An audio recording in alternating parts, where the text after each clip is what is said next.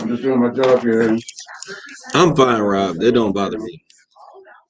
Okay, we're gonna get started really quick. You guys want to tune into today's conversation? Great conversation going on today. We're gonna talk about cherishing our history. What time did you tell the other person to call?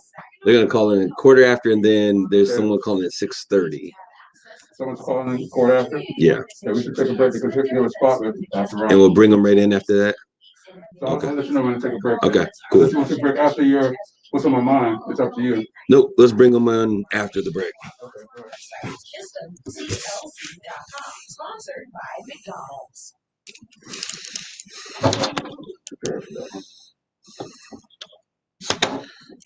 Are we going early? Stand by. Okay.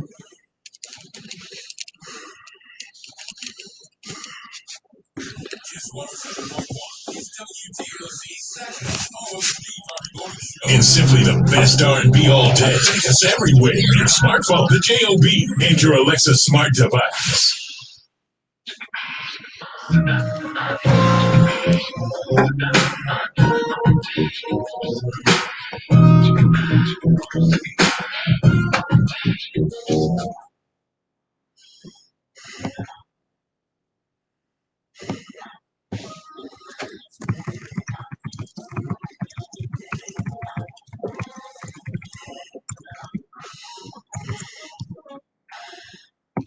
Well, good evening, Saginaw Hall. This is Kareem, and you've tuned into another edition of Straight Talk with Kareem Bowen.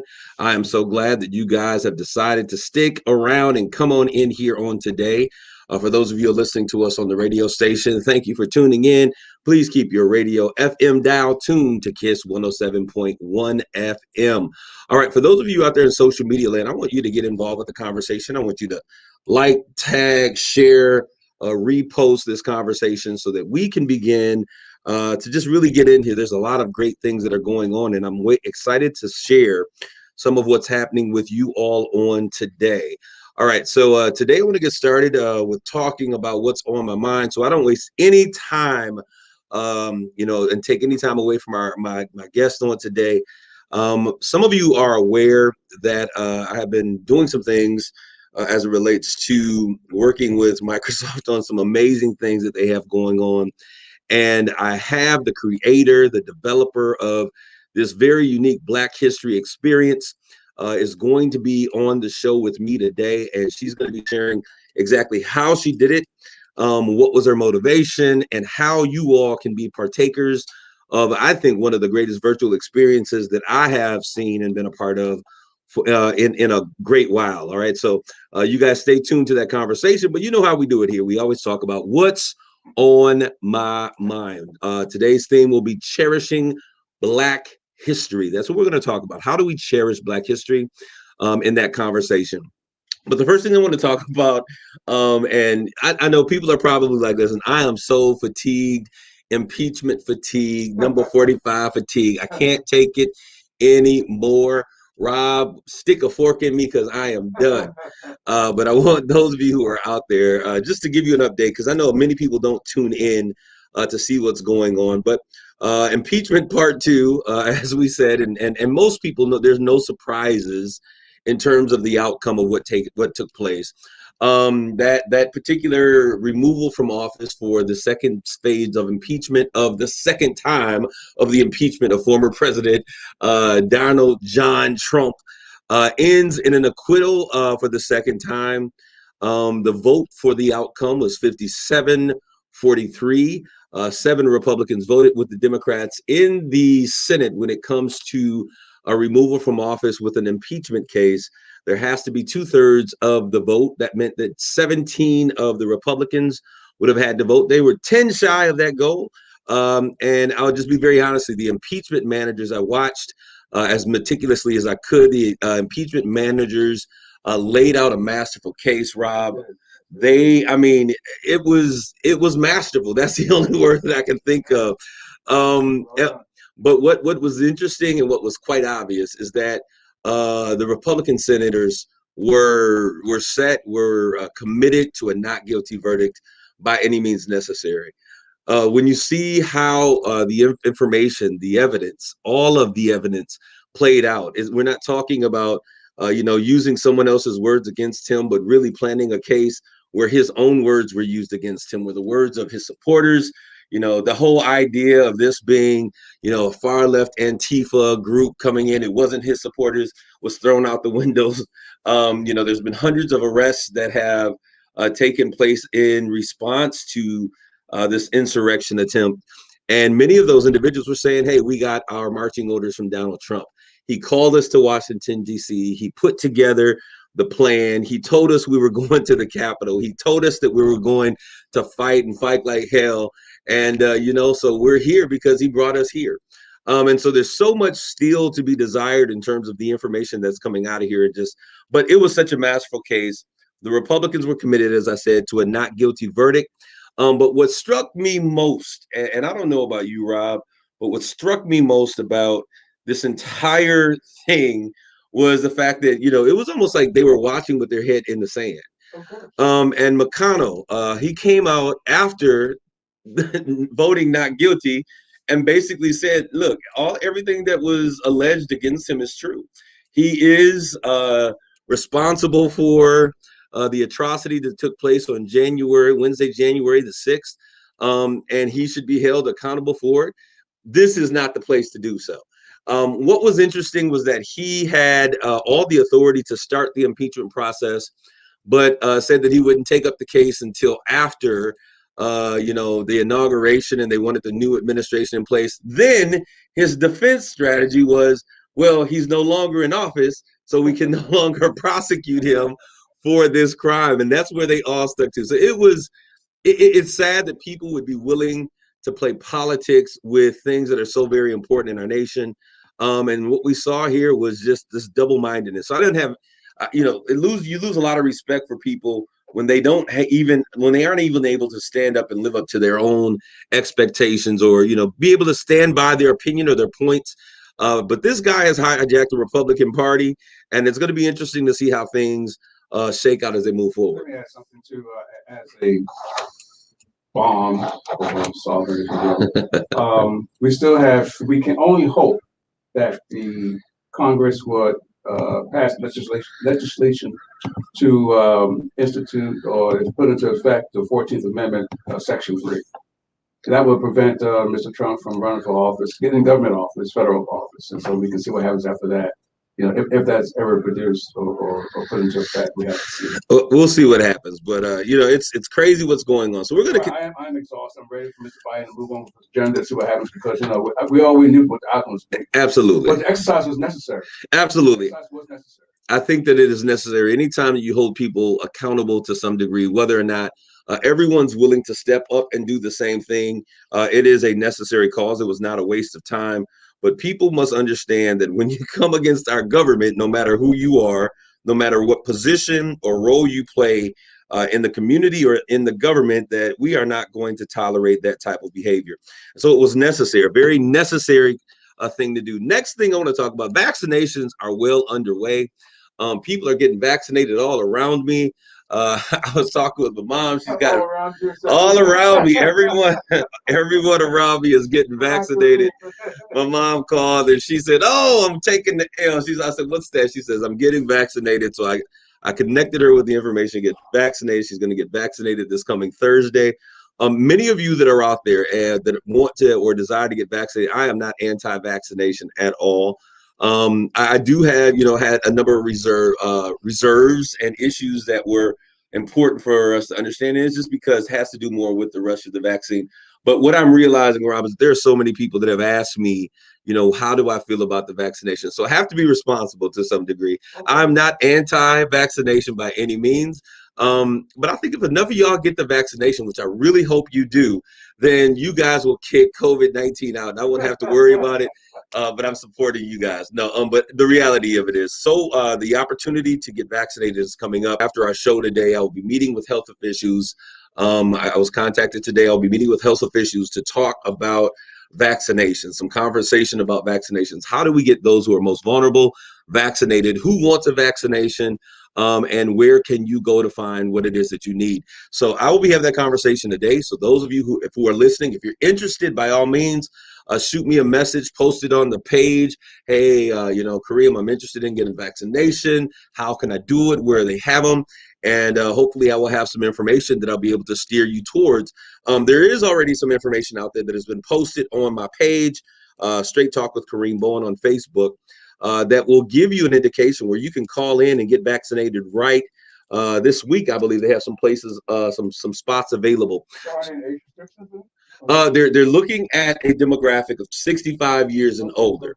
But if you are a first line responder, if you're a teacher, they're trying to get those who are first line responders involved and vaccinated first, so that we can begin to recur to some sense of normalcy. So, but if you're interested in that vaccination, by all means, hit me up, send me a direct message, post it to the page, whatever it is, and I will do everything that I can and use those resources to make sure that you're getting what you need. It's important that we get our community vaccinated. Especially, Rob, I was looking at this new variant that is the UK variant, as they're referring to it. And the final, they're beginning to understand how this thing is working. They're beginning to see how that RNA makes it, that is attached on the outside of this virus, is more effective, and it's actually causing people. Most people want it. I'm hearing you, Jeff. Most people do want it. We're past the convo. Got to address access in our community, and that's where we are. So we're past the conversation, and I want to make sure that those who are interested can get it. But they're showing how this new UK virus is actually not only more contagious, but it is also more deadly.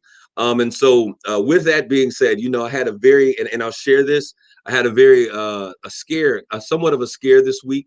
And I'm thinking about, it made me kind of think about my positioning with this virus. And I want to be very honest with those of you who are out there, because I think that's honesty is always the best policy. This is Sunday. So on Tuesday of last week, my mom called me. She was having all of the classic symptoms. And I was very concerned. She pretty much stays at home. She's a cancer survivor. She's been through a number of things. I mean, one time she had 5 surgeries in 4 years, major surgeries. But she's doing very well. But on last Tuesday, I saw her and I talked with her.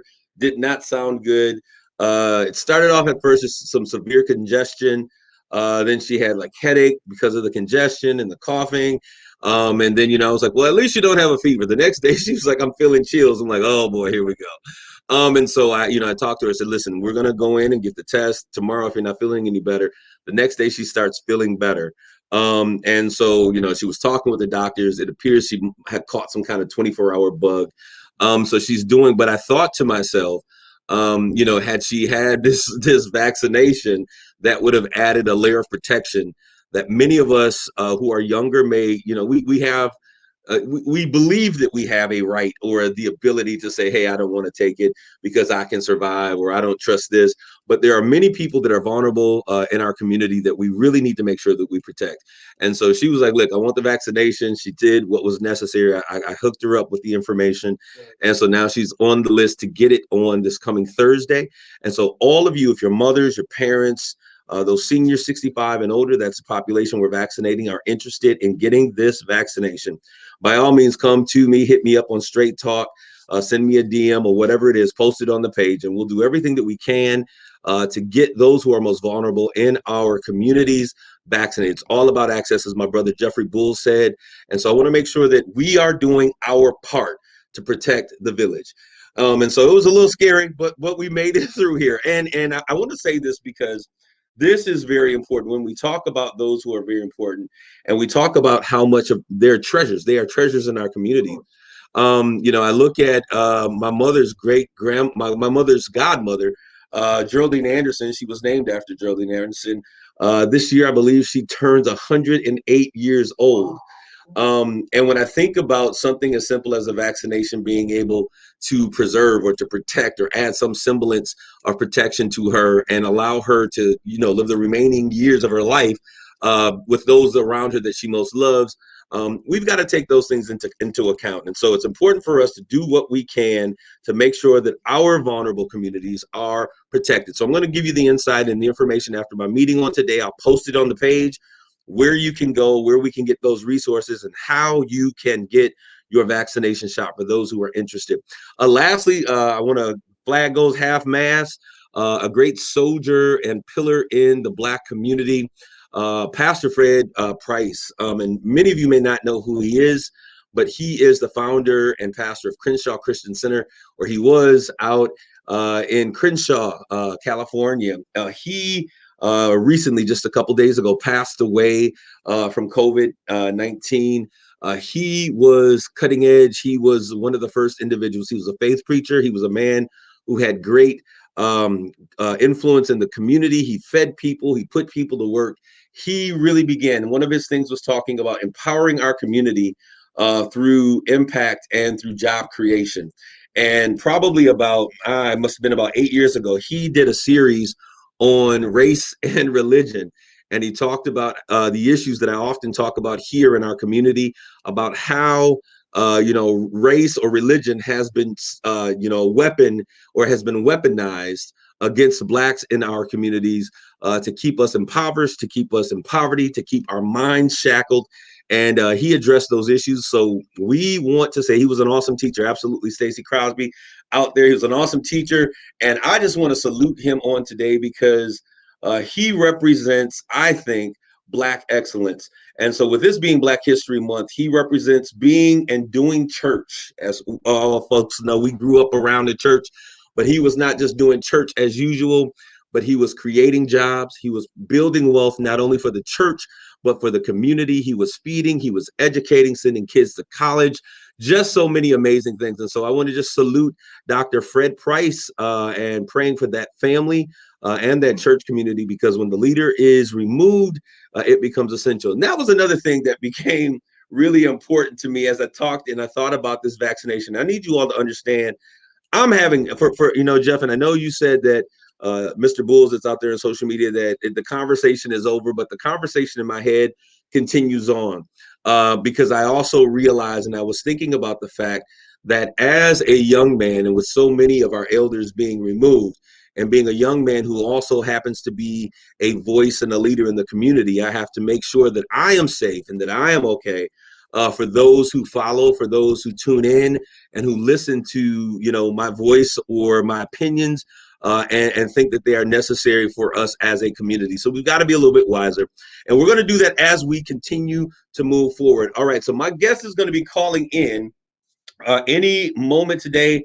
I'm excited about it, and she's going to tune in to our show on today. She is here in the backstage. I'm going to bring forward. Hey, man, I need you to turn down your volume just quite a bit. Can you turn it down just a bit there, Shy? All right. You're completely off right now, but if you can turn just a little bit. Are you going to call in? I gave you a number to call in. Why don't you call in as well? All right, she's out there. She's trying to figure it out. I got you, Shy.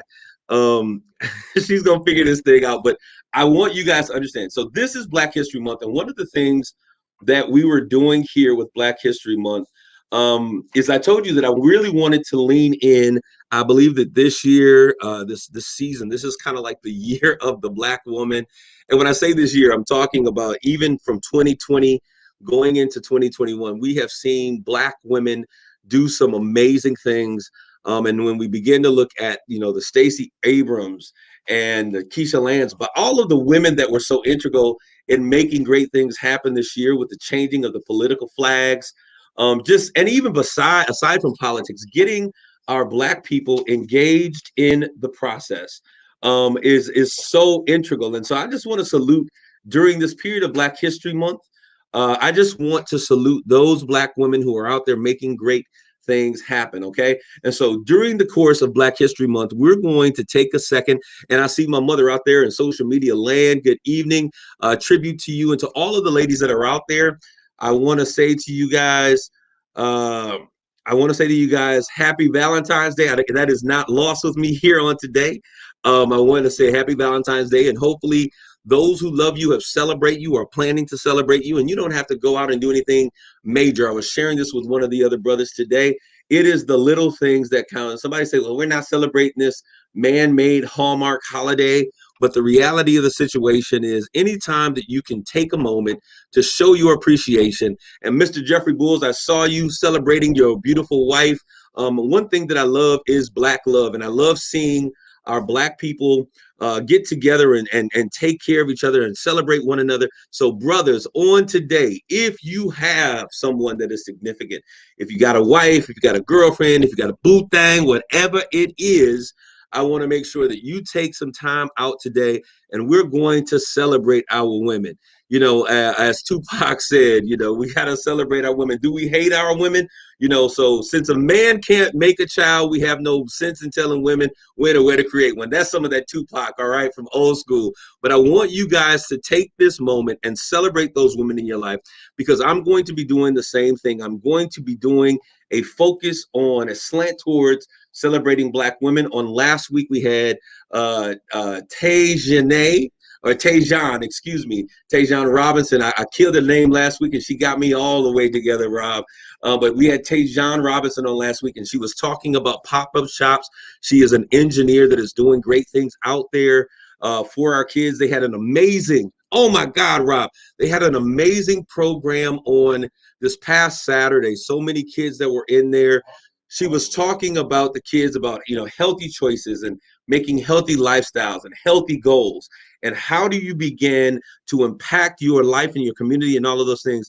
She's the best. Man, I love that. I want to give a shout out to my man, Jeffrey Bulls, who says so many times, who says so many times, he talked about his wife, but today he says she is the best part of me. So all of you that are out there, I want to give all those couples, all those who are in love, all those who have someone that they want to celebrate, I want to say happy Valentine's to you. Please cherish that individual and make sure that they understand that they are appreciated, that they are loved, that they mean the world to you. And even if it takes a cheesy man-made holiday, it shouldn't take that, because every day should be Valentine's Day. But if it takes a day like this for us to stop and to think about those that we love and we care about, let's take this moment as an opportunity to shower them with love and affection.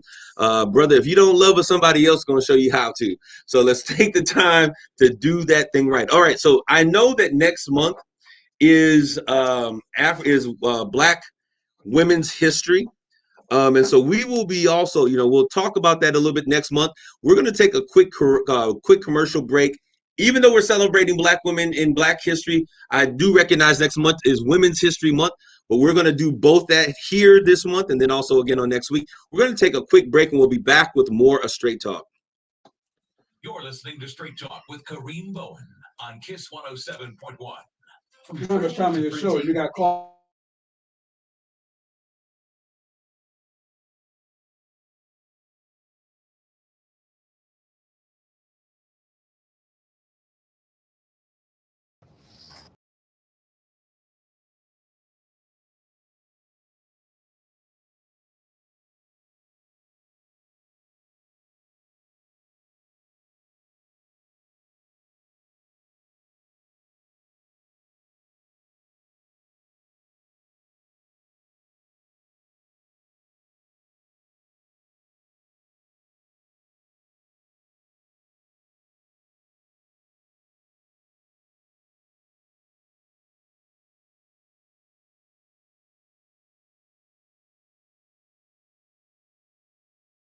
For more information on managing pain, visit rightarthritispain.org.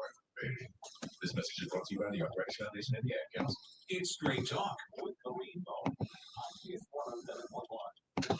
All right, this is Kareem Bowen, and we're back, and we have with us today the wonderful, the illustrious Shy Everett. Shy, say hello. You've been here before. Say hello to the Straight Talk audience. Hey, it's so good to have you, Shy. I had to have you on the show, and I think that if you could just slightly put your video on, your audio on just a little bit, and Rob is going to let us know if it's too much audio, and because it'll give us some feedback. But if you could just turn your audio and just turn it down just above off, just so that those who are listening, yes, if you could, and then that way. Yes, please. That's what I'm asking you to do. Turn it down. Bottom down. All right, we're getting some feedback there. Yeah, my volume is all the way down. Okay. It's probably because mine is not. So let me help you out. I want to make sure that everyone is able to join in. How are we doing over there, Mr. Producer? All right, we sound good. There we go. I knew we would get it. You're a tech lady, so I knew we would get it. Ty, I am so excited about having you here today because there's so much that you have been doing. People around me like, oh, Kareem, you do too much. And when I see you moving, I'm like going, I feel like, dang, I feel like mold on a log. I got to do something more. But Shai, it is so amazing what you are doing. Let's start a little bit. You are from Michigan, from Detroit. Absolutely. Okay, and I want you to just share with the people exactly. Let's start with Manco because that was the first thing that you were doing. Sure. So Manco was a program that we created. Shai, did I lose you on the phone call or did I lose you in the headset? You got him, Rob? Can you hear me now? Okay, now I hear you now. All right, it's a lot going on here. I feel like there's a whole lot going on, but we got this. All right. So Manco was the first program, one of the first programs we created to address the lack of African-American, really Black and brown men in technology roles. So it's a one-day tech conference that we created that teaches young Black and brown boys everything from careers about coding, AI, video game design, app development, cybersecurity, robotics, you name it. So we started it back in 2017. And in the last, I think, it's been 4 years now, I think we've reached over 100,000 young Black and brown boys. So it is my pride and joy. It is my absolute favorite thing to do. I love that program. The stories that have come out of that program have been not only meaningful and impactful, but it also just reminds us every day why we do what we do. So absolutely love that program. Okay, now we put the cart before the horses a little bit, so we're going to take a step back. Why don't you express to them, because, and I was going to put it in terms of how, for many people, COVID has just been bad, but some great things have come out of COVID. Now, you were working with Microsoft pre-COVID, and what were you doing pre-COVID? Why don't you share with our listeners what you were doing pre-COVID? Yeah. So my job, I'm the community program and events manager. So my job is to create community programs to meet the needs of the community using resources from Microsoft. So if it's a coding class, if it's a Microsoft Office class, if it's a life skills class, any type of classes and events, trainings, it's my job to try to figure out creative ones that we can do to really meet the needs and address the needs of the community. Okay, and you were the store queen, the Microsoft store queen, right? You were kind of responsible for what was happening at the stores. Yep, all 80. Yep, yes, all 83 stores globally. Yes. Okay, and so COVID comes in, yes, and shutters everything. We're talking about everything was shuttered, and it was so crazy because when Best Buy finally did some limitations opening, I wanted to go get a computer to not get anything. So everything that kept people connected changed, and the online sales from every major tech company that sold tech, computers, wires, whatever, were just absolutely swamped, and they saw record profits. So how did COVID and the social issues of 2020, the cries for social justice, how did that impact what you were doing from the storefront to now what you are, your new title and what you're doing now? How did that impact your life?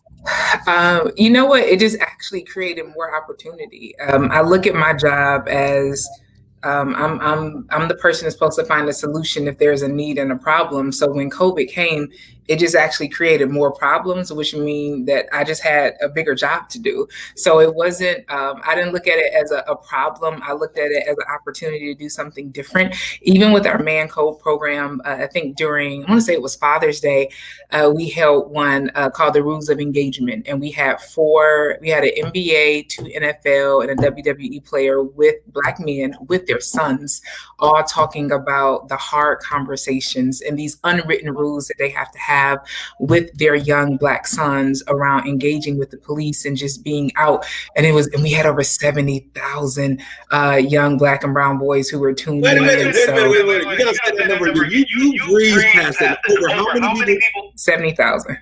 70,000. Yes. This one little brown girl from Michigan's doing great things, but she's impacting 70,000 young people in a single program.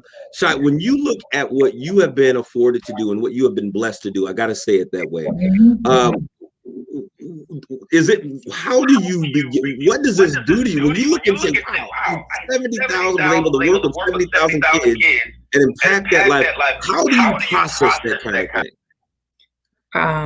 You know what? I don't know if I do, because for every idea that comes to me, I treat it as a gift. So I know that my brain by itself is not that good. For me, I believe that God trusted me with whatever He gave me, and He knew that I was going to do whatever He wanted me to do with it. So I expect it to be amazing, because it's really a gift from Him. He could have gave that idea to anybody. My brain isn't. I'm not that good by myself. Trust me. So anytime from Man Code to even that summer event, for me, I expect it to be amazing, because I'm doing what I'm supposed to be doing. So it doesn't, whether or not it's 20, and even when we only have 20, there's always a story that comes out of it that's so amazing. And I'm like, that's why we did this one. And if it's 70,000, there's still stories that come out of it. So the numbers, to me, I pay attention to it, but not really. It's the stories and the impact that comes out of it that's the checkbox for me that says, okay, now I know why we did this event. Wow, that is so powerful. Okay, I've got to begin to transition. Probably about, I guess it must have been around, wow, I want to say must have been around September, October. We had a conversation. Sure. And you're like, oh, I'm about to hit him, Kareem. I'm about to come with this. God gave me this amazing idea on what I'm going to do here. And how do I want to make this happen? And so you began to share with me about what your plans were for Black History Month and how you were about to turn historical societies and information and everything upside down. Why don't you begin to tell me about how you came up with this new virtual museum experience and where this came from and what made you think you could do something so big? So you know what? First, I'll be transparent. I was in Tampa, and a really good friend of mine, Ricky, and I were just talking about how we were struggling with the fact that so many students were not going to have a rich Black History Month experience, because we know that so many of the schools lean on the museums, and we knew the museums were closed, and we knew that even if they were open, schools were not going to be able to do field trips. So it sparked this conversation around what it would look like, first, if we just do a video tour, in a sense of students being able to see parts of the museum, to get some type of education. And then from there, one thing that people know about me, I don't ever think any project is done. So it's like, okay, we can do a video tour, but what else can we do? And then it's like, well, hold on. There's 3D virtual tours of like apartments and hotels and things. So I'm like, well, why can't we do a real 3D virtual tour? And then we kept going after that. So then we literally came up with a list of 80 museums, just to make sure that we told the real history of Black history, and it wasn't just all civil rights or all slavery or all sports. And there were 13 that we selected, and we decided that we were going to go on a road trip for 45 days and literally film and go. We had to go in because none of these museums had virtual tours. So it wasn't like they had this already. We had to go, and we went in and we stayed a couple of days and we filmed. And some we had to go before, some were sites of like the Underground Railroad. So we had to spend a couple of days before to even see from a lighting perspective how we would even capture it. But we went and we filmed from probably about Thanksgiving to about January 7th straight. So the crew and I, Thanksgiving and Christmas and New Year's, we were traveling and filming.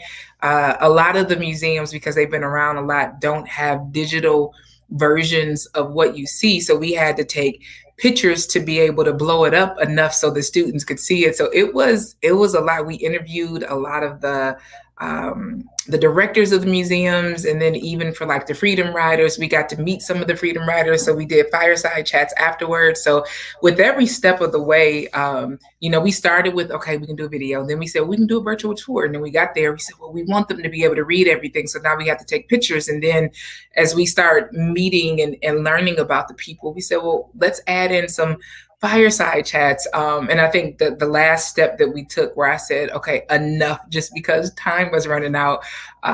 When I looked at all of the information we were getting, it was all in the past, but at the same time, I kept hearing every day about individuals who were making history. So I told the team, I said, I think I want to create a museum, like a virtual one from scratch. I have no clue how we're going to do this.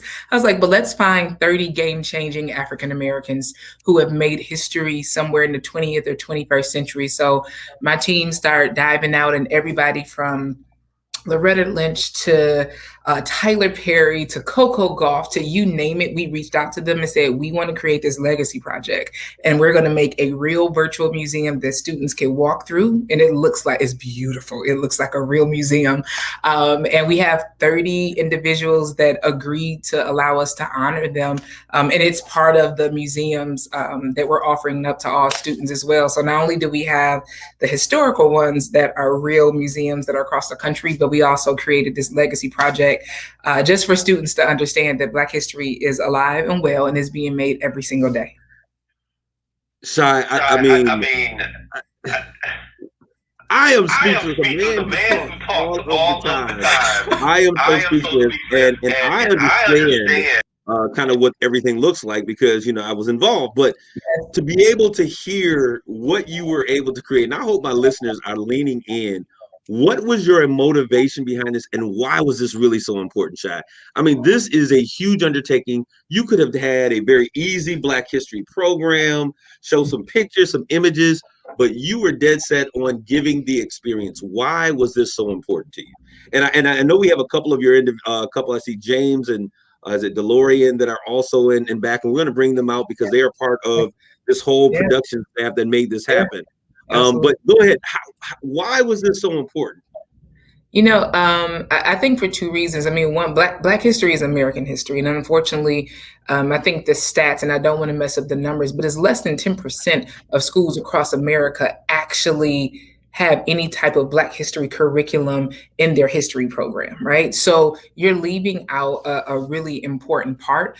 I think, it's the narrative changing was the most important part to me, not only for our Black kids, because I'm tired of the fact that the only thing they see is negative, right? They don't understand where we come from. They don't know who we are. If they knew who we really were and who we are, their minds would be blown and they would think completely differently about themselves. But unfortunately, what we see on TV sometimes and what we hear tells a different story. So one piece of it was that I wanted them to see and understand where they actually come from and who they are and and the legacy that they are supposed to carry. But then I think also for the other folks who only see, like, it's one thing for our Black kids, right? But it's another thing for other people as we sit in this space where we're fighting social justice every single day or social injustice every day and racism. I thought it was important for other people to understand and know the rich legacy of Black history, which is American history. And one thing that really brought it home, Nate Burleson, who former Seahawks player, TV host now, he did this poem that was so brilliant. And the title of the poem, throughout the poem, he talks about all these things that Black people invented. And the key to the poem is to love Black people like the things they invented. It's so good. And he goes from the refrigerator to the stoplight to the ironing board. I mean, he just goes through all the elevator, all these things that we use every single day that we love. And that was his whole point, is you're using these things every day. And while you think we're this, that thing that changed your life was created by somebody who looked like me. So I just think it's important. That narrative needs to be changed. And unfortunately, because our museums are closed, that is where most of our history comes from. So that's All how right, now, and so this is what I want to do before we bring in a couple of the other guys that are part of what's going on. I want to also just ask you the question: where is this? How is this being showcased? This amazing project that you've done. Is there yet an opportunity? Because I know that you've had tons of people that have registered for this, schools across the country. Give Yeah. them an understanding. Give my listeners an understanding of the width, the depth, and the breadth of what this is doing and how this is really bringing civil rights history, sports history, all of these elements of Black history to the computer screens, to the Palm Pilots of young Black kids. Share with them so that they get a perspective on how big this undertaking really is, because I think it's amazing. Yeah. So right now, and I'll give you two parts of it. Right now, I think we have close to 4,000 schools, not only in the US, Canada, in Europe. We have some schools in Japan, Africa, who are attending, which I love. And they're literally just all saying, well, we want to know more about Black history.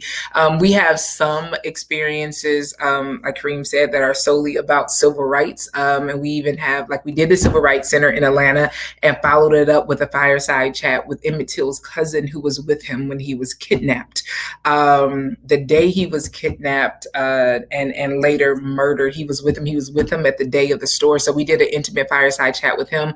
We went to the Ali Center and then afterwards did a fireside chat with his older daughter, Miriam. There's conversations that happen after each, well, not after each, but after so many of these tours. But again, we go to the Negro League Baseball Museum. The Selma to Montgomery experience is probably one of my favorite ones, just because we spent a total of probably 9 days going back and forth from Selma to Montgomery, stopping everywhere where Dr. King stopped so that students could actually see in real time today and in video in the past, literally what it took to actually plan that iconic march and everywhere where Dr. King went. So it is like, I can't even explain. We have probably close to about 500,000 students that are registered with all the schools. So it's a lot. We're averaging about 200 events a day.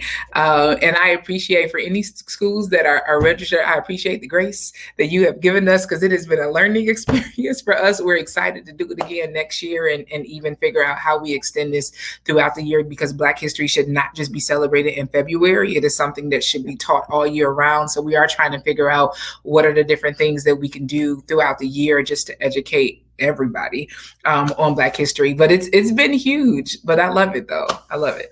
So for those who are late to the party, okay, I know that you have a month and there's tours scheduled all over the place. Yeah. If someone was interested, are there yet any spots where they need to go, where to look to see? How can they get involved with what's happening? Yep. So if they go to www.aka.ms/BHM for Black History Month 2021. So that's one site you can go to where you can learn about any of the events that are still open.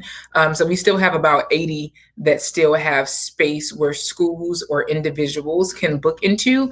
And then you can also go to, if you want to go to www.aka.ms/BHM legacy, that'll take you to our legacy project, which is the museum. That one's open to anybody, so anybody can literally tour that one right now. That's the one where we honor the 30 game-changing African Americans from the 20th and 21st century. So you can literally go there now and view it as is. It's up on the web. So okay, so we're gonna get those links. We're gonna make sure we post those, because giving them, I know www.aka. I'm like, I struggle. I got distracted. I started thinking AKA's Delta, and it was Pledge Week. So we're going to make sure that we put this in the stream and also post it to the page, because I think this is absolutely amazing. I'm going to bring forward right now. We have on the line as well. So those of you who are listening on social media may not hear this piece. I'm going to tell you to go to www.kisswtlz.com. Get on the radio station.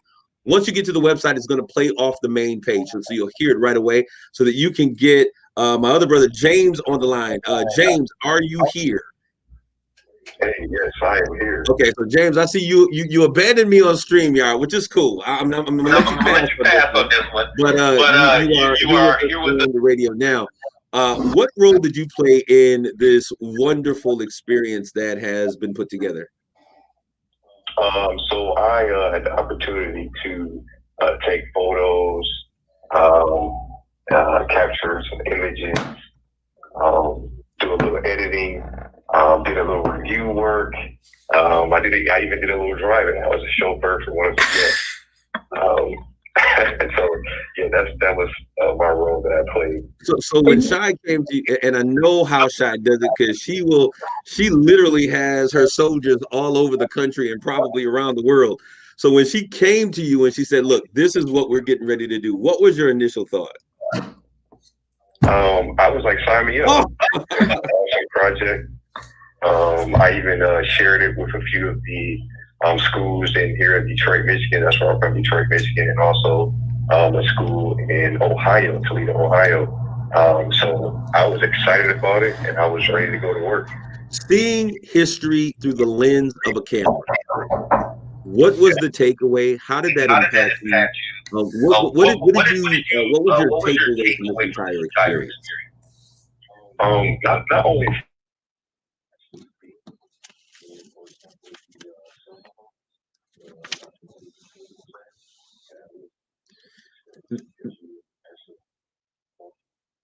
That's Miss Jackson, right? All right, all right.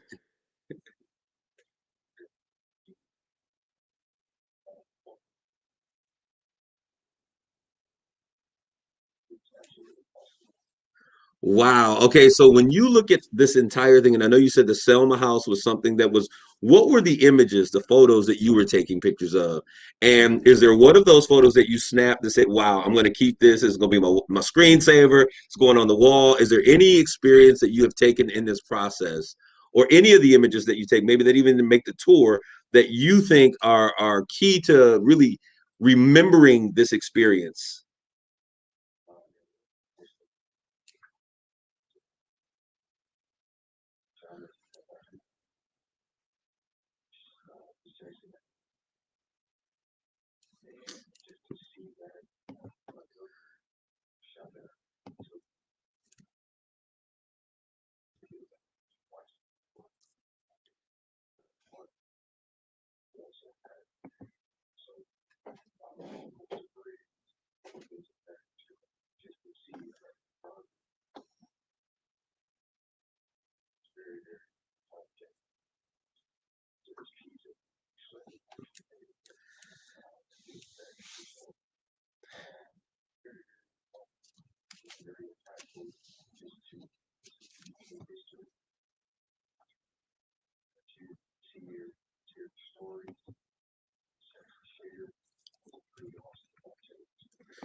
Wow. Okay. Those of you who are listening, you almost may not have hit it. But I want you to go. I put it in the StreamYard. I put it in this chat line. It's also showing up on all forms and platforms of social media. I want you guys to go to www.kisswtlz.com so that you get the full experience here because I have some people that are on the line and then some people that are in here in StreamYard. But if you get to the radio station, you'll catch the entire thing because I have them on there live. All right. We can't hear your guess. Absolutely, because I gave you some instructions, y'all. Come on, work with a brother.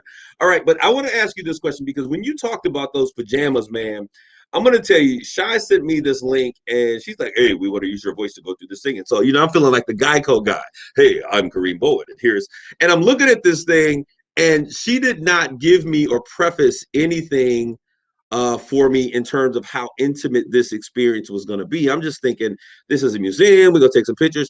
When I got to the one that you were just talking about, and I shared this with her, I said, that kind of like took my breath away because you see these pajamas, Dr. King's pajamas. First of all, he's in a picture with all of the other icons sitting around the bed, sitting up in the bed. And then you see those very same pajamas laying on the bed in the same position. It literally blew my mind. And I had to when I looked at it, I had to sit there and just take it all in. I can't imagine what you were experiencing. Now, I called her in one particular situation, Miss, is it Sherrod Jackson? Sherrod? Okay. I called her the modern day griot. She was sharing so many pieces of history. What was it like to meet Miss Jackson?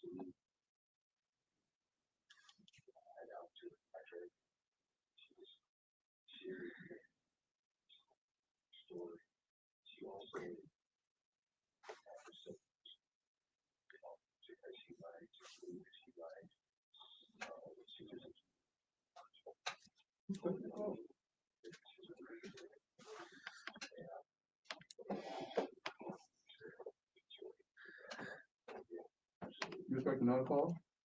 All right, so I want to take Shy. Are you still here with us? Are you still able to have this conversation with us? All right, you're still online. All right, so if you could just mute yourself once again on our stream so that they can hear you as well, because I know that they missed a lot of what. No, you're good. All right, so Miss Jackson, I told you that. Share with me your experience in the Jackson home, because And I don't want to give away anything. There are some things that were in there that were so out of pocket. Yeah. If you could just, I mean, everything literally happened to this home, and we have to look at this home as being, as Dr. King was creating a stir in the world. This home is not just being seen by Black people as iconic, but the president, the highest nation, the highest offices in the nation are key in this home. Yeah. When you were in this home, I want you to share with me what you were thinking about, because I know that when you were talking about the pajamas, I was like, Shy, you should have told me, this is crazy. But share with us about your experience with that. I'm gonna tell you, I think what got me, because at first I'm walking through it, I'm like, okay, and it took a second as she started to tell the stories, and I think when I got to the iconic photo of Dr. King sitting in the chair watching Lyndon B. Johnson give the "We Shall Overcome" speech, right? He's sitting in this chair with the yellow drape. You see the TV, you see the fireplace, and I'm like, wait, that is the same chair, that's the same TV, that's the same fire. I'm like, yo, like that probably more than anything else blew my mind, because I'm like, I know this photo. I've seen this photo a million times of Dr. King sitting there, and everybody talks about it's the one time that everybody saw him cry out of when Lyndon B. Johnson, gave him that shout out and said, "And we shall overcome," at the end of his speech, and you see him leaning in, and I'm like you can literally look in the picture and see that everything is exactly the same. And I think that's the brilliant part about the house, is that it's the exact same house as it was back when it's the same bed, the same mattress, the same phone that he had all the conversations with Lyndon B. Johnson on about the Voting Rights Act is the same phone that's in the house right now. That same chair, the same TV, the same fireplace, the same dishes that he ate, those biscuits that he would wake her mama up at 1 a.m. To make the stove, everything is exactly the same as when, and that was intentional when her parents died, or even when he passed away. They just decided that it was such a rich part of history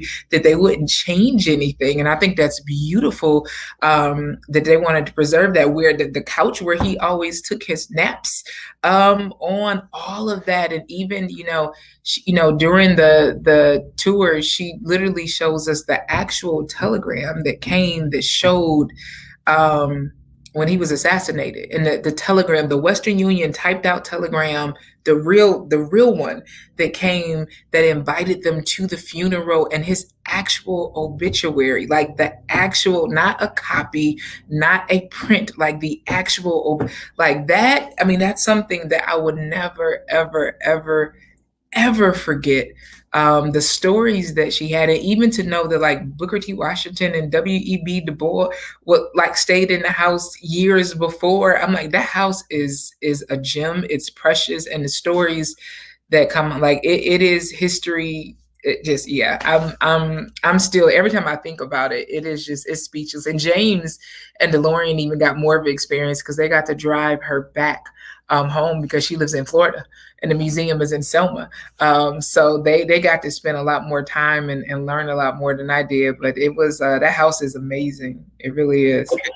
I want to ask you this question because the integrity, there's one thing to show the history and there's one thing to capture images and pictures and photos. Mm-hmm.